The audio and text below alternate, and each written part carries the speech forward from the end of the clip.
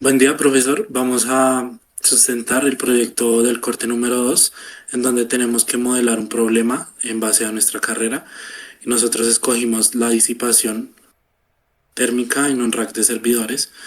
Y mi grupo está conformado por David Escobar, Juan David Telles, Juan Camilo Alarcón, María Fernanda de la Pava y mi persona, Juan Felipe González. Como primero, voy a dar un contexto del problema, en donde es en los centros de datos modernos y el estrangulamiento térmico que se genera en este. Nosotros como principio queremos modelar y entender el umbral de calor que se presenta en estos sistemas y el umbral de fallo que soportan estos sistemas debido a la alta demanda que manejan y pues la cantidad de datos que recurren en estos sistemas. Seguido de esto, voy a explicar las eh, variables, en donde tenemos como primera t minúscula, tiempo transcurrido en segundos o minutos, y esta va a ser nuestra variable independiente. T de t va a ser nuestra temperatura del núcleo de la CPU en el tiempo t, y esta sería nuestra primera variable dependiente. T sub a de t sería nuestra temperatura del aire en el interior del chasis del PC en el tiempo t, y esta sería nuestra variable dependiente número 2. Tenemos T sub B, que sería nuestra temperatura ambiente de la habitación, y vamos a considerar esta como una constante.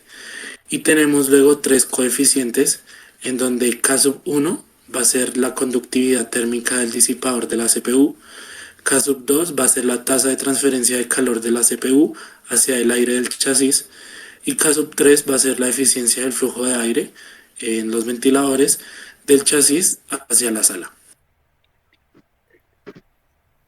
Definimos los supuestos del modelo que sirven para nuestras ecuaciones diferenciales sean más útiles y computables. Hemos definido tres pilares fundamentales, el cual es la masa térmica uniforme. En lugar de medir la temperatura de cada uno de los 16 o 32 núcleos del procesador, lo tratamos como un bloque único. Esto nos permite tener una sola variable que esté y entender el comportamiento macro del hardware sin perdernos en el ruido de los microcomponentes. De segundo, está el sistema ambiental ideal, el cual asumimos que la temperatura del data center, que es T sub B, es constante. Esto es clave porque en un entorno profesional los sistemas de aire acondicionado están diseñados para absorber cualquier cantidad de calor en el servidor que expulse. Al fijar T sub B, nuestro modelo se enfoca puramente en la eficiencia de los ventiladores del servidor. Seguimos con linealidad térmica, la cual es la transferencia de calor que obedece la ley de Newton del enfriamiento, asumiendo que el cambio de temperatura es proporcional a la diferencia de temperaturas entre los componentes. Bueno, ahora pasando a la relación entre variables del sistema que estamos modelando, del cambio térmico. Como hoy nosotros ya habíamos hablando que estábamos modelando la sala del data center, la cual por dentro tenía un chasis y por dentro tenía una CPU. Podemos considerar dos recipientes, el cual sería primero la sala del data center, segundo el chasis, y por dentro estaría la CPU, que es el objeto que se calienta. Para ver las relaciones entre variables, las variables que vamos a ver van a ser la temperatura de la CPU, la temperatura del aire del chasis y la temperatura del aire de la sala del data center. La primera relación es que la temperatura de la CPU va disminuyendo conforme va cediendo el calor a la temperatura del aire del chasis. Hay que aclarar que si la temperatura del aire del chasis es muy alta, poco se va a ceder calor, y entre más sean iguales, va a ser riesgoso para la CPU. La segunda relación es entre la temperatura del aire del chasis y la temperatura de la sala del data center. Como bien ya habíamos explicado, la temperatura del data center es constante, ya que gracias a la ventilación esta se mantiene igual y nunca cambia. La relación que vemos acá es que la temperatura del aire del chasis se va enfriando poco a poco debido a la temperatura fría del aire de la sala del data center. Es decir, que la temperatura del chasis se va calentando poquito a poquito, ya que absorbe el calor de la CPU, pero también se va enfriando debido a la temperatura de la sala del data center. Ahora, vamos con la formulación matemática. Podemos ver en este caso que vamos a manejar nuestro fenómeno de la ecuación con las ecuaciones diferenciales ordinarias de primer orden.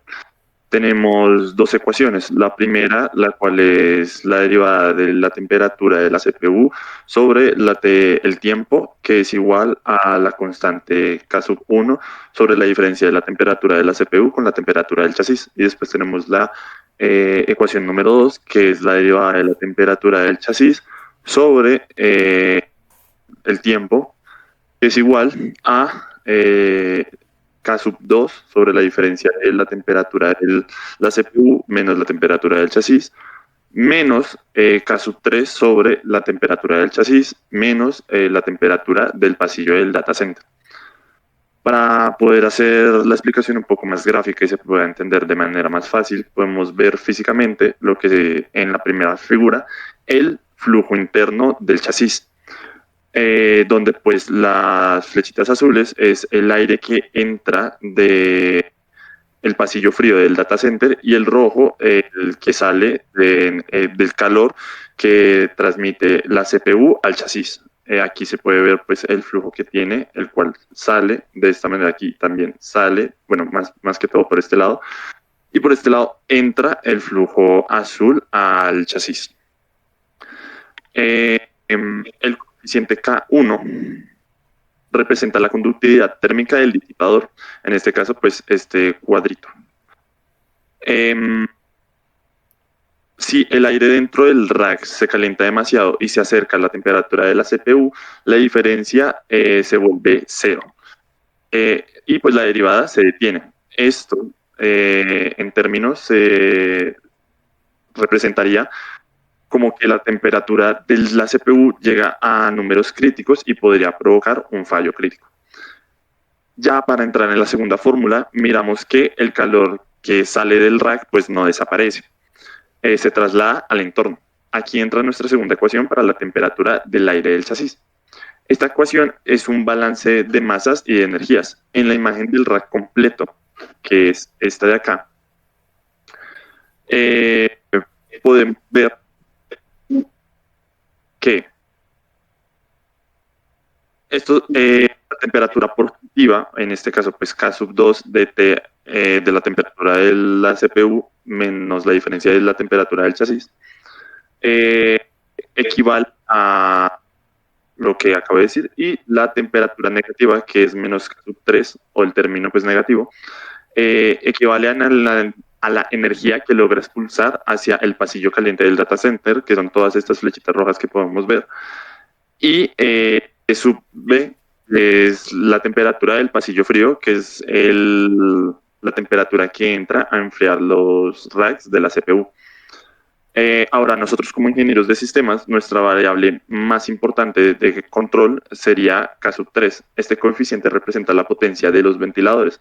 Si el software detecta una carga de trabajo alta, debe aumentar K sub 3 para que el término negativo no sea mayor y la temperatura del aire interno no suba descontroladamente, haciendo que provoque un fallo total en el rack de los servidores y pues en este caso la empresa del data center tenga pérdidas gigantes. De condiciones iniciales, para que sea un sistema realístico en mi ingeniería de sistemas, las condiciones iniciales en el escenario de mayor estrés térmico. Un servidor de alto rendimiento que acaba de terminar una tarea exhaustiva y de repente la carga baja a cero. En este instante se comienza a mirar el enfriamiento. Para T0, que es la temperatura inicial de la CPU bajo la carga, establecemos que son 85 grados centígrados. En arquitectura de hardware, cuando una CPU alcanza 85 o 95 centígrados bajo carga máxima, está rozando el límite seguro antes de empezar a perder rendimiento para protegerse. En T sub A es la temperatura inicial dentro del servidor del chasis. Esa temperatura no está muy caliente como la CPU, pero tampoco está fría, puesto que ya ha estado en contacto con la CPU durante todo el tiempo de trabajo.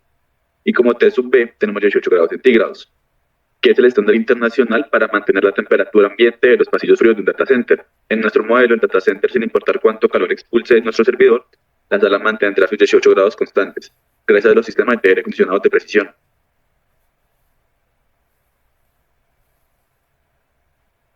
Gracias.